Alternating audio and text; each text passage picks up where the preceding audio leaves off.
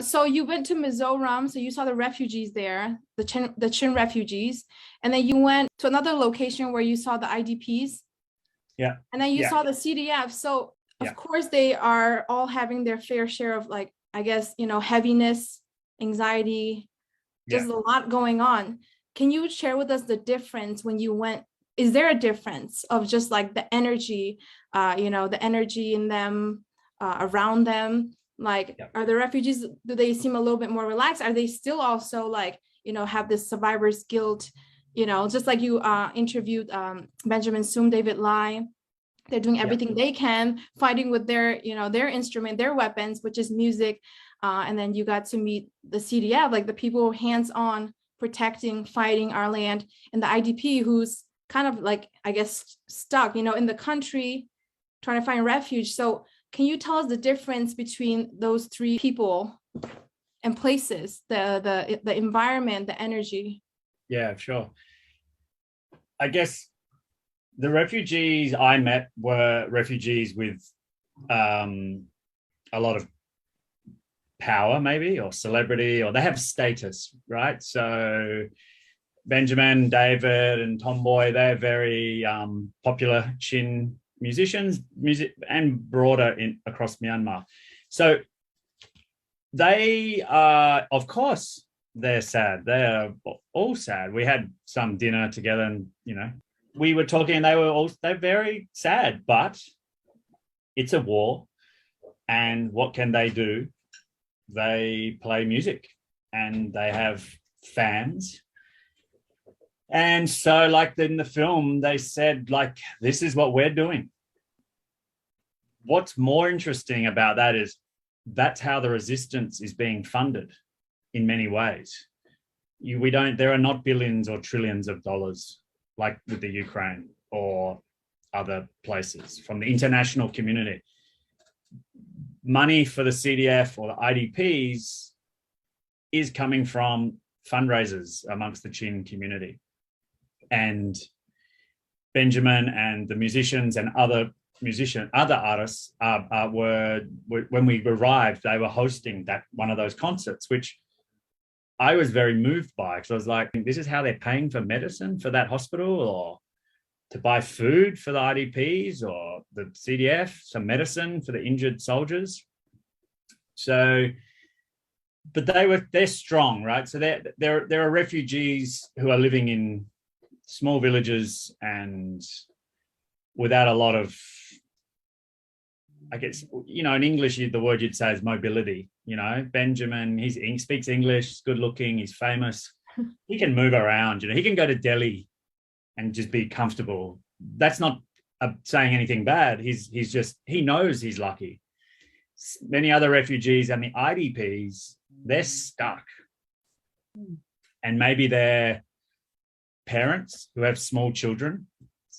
So that their focus, all they try to do is make sure their children can grow up, and get food and hopefully school and not get sick and have a home. Now, the IDPs we spoke to were all from Tantlang, and before this stupid situation, they had a home, they had a school, they had a church, probably. I know the community is very Christian, so there was a church, pastors. They had a community. That was all taken away for no reason. But again, they have their parents or elderly, actually. Also, a lot of older people are the ones who are IDPs because they can't do anything. So they've been forced to move. I think the lucky ones are the ones who can go to India and maybe live in a home, an actual house, and get food from, maybe they have family or relations in Mizoram somewhere. I think there's a lot of that, like people were going to visit or stay with family in Mizoram. But the IDPs we had, they're living in, you saw, like very basic tents, bamboo, plastic, nothing there, no water, no toilets, like it's very very difficult situation. And getting food or medicine is also difficult as you saw in the film, because humanitarian aid from the international community can't get there through Myanmar. They blocked it, the Tatmadaw, you know. Like we say in the film, like the Tatmadaw are in control of the aid because they are the government now after the coup.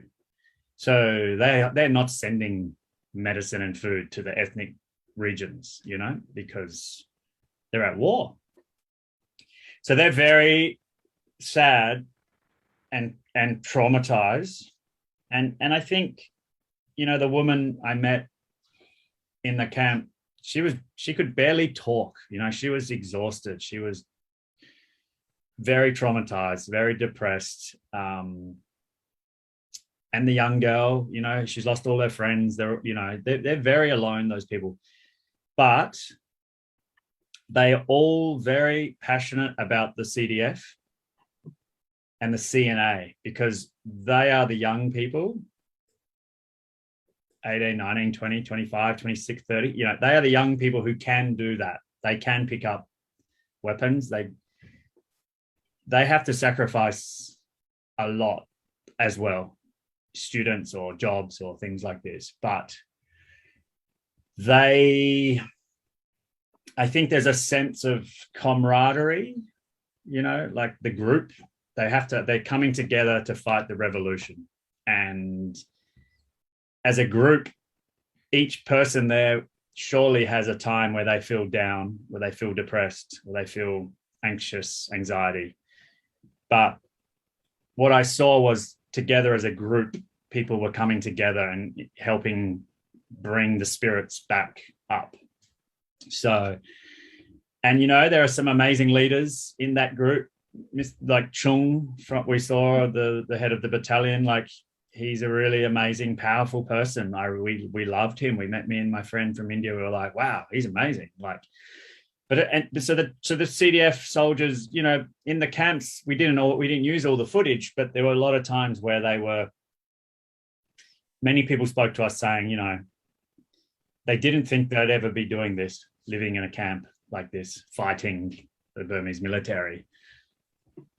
Their message was, help us because we will win. If you help us, we'll win quicker and we can go home. If no one helps, we're going to be here for a while, and no one wants that, you know? So. Wow, that's powerful. And that's men, and remember, women. There's a lot of women in these camps as well. So it's while the men are maybe doing more of the fighting, women are also fighting, and they're doing everything. Everybody is working together. So yeah, it was powerful for me to see that as well. What was the men and women ratio in the at the camp?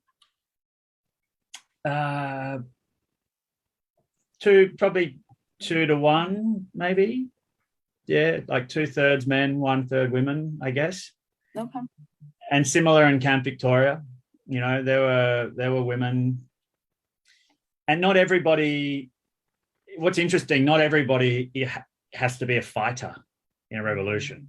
You need people to do the administration work. You need people to do finance. So I met accountants. It's less sexy on camera, maybe. And so they weren't in the edit, but there were officers also in all those camps, where people who were studying accounting or law, or maybe they worked for the city government in Yangon or Hakka or somewhere. They were using their skills, much like the doctor, actually, Dr. Amos. They were using the skill they had to help in this struggle. So for every person holding a gun, there's another person working out where the money is coming from. So, you know, we don't see it all in half an hour of television, but we tried to show you as much as we could.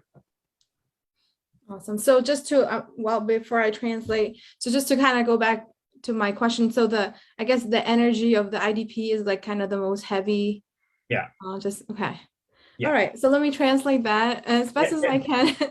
The IDP's sense of loss is great. The CDF, their sense of loss is also, but they're going to fight. There was a determination. They're going to win. Everybody said that. We're going to win. Wow.